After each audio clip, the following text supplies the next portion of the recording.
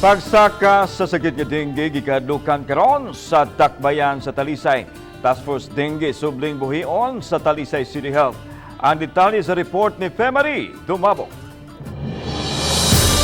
Dito ra ka mga bata din ang uban masusupa ang gikataho nga nakasinati og hilanat dinhi sa barangay poblasyon. Reklamo sa mga mulupyo ang pagdaghan na usab sa mga lamok ug bisan ng barangay kapitan lakip sa na problema niini.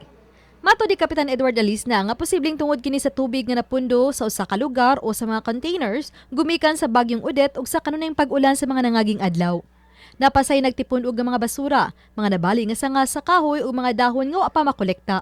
Nga report nga na mga batang ipanghilantan, wa mo gyud tayo dudahan nga amo na sa ni dengue kay perti man daghan ang lamok ba. Ya muna nga inanuroy mi gahapon pahibaw nga manglimpyo gyud ta kay wa may lain makataba ni palimpyo man iyabo ng mga tubig diha nga nagpundo. Ya manilhig sa ta sa ato. Nabala kang barangay nga lain na usab kining problema nga ilang sagubangon. Talisay City Health para ni-listing. Mo request niya mi. Karo sa amo magsisyon man mirong Friday.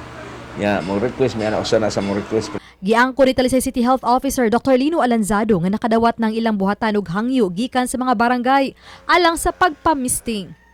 Sa karon wala pa manggod mi mga tawo nga mabutang gyud permanent sa misting team or sa dengue task force kay nitabang pasad sila sa bakuna. So hopefully by next week makabutang nami og balik na namo ang dengue task force. Gipaabot pa sa City Health Office ang data nga gikan sa Reso 7 kalabot sa dengue cases sa Dakbayan sa Talisay alang sa buwan sa Nobyembre ug sa Disyembre. This year ang among kabalakan nga mo increase gyud siya. January pa lang since naigo ta sa bagyo, January pa lang mo taas no yang kaso sa dengue. Uba ni Jun Solon. Ako si Femari Dumabok. Balitang Bisdak.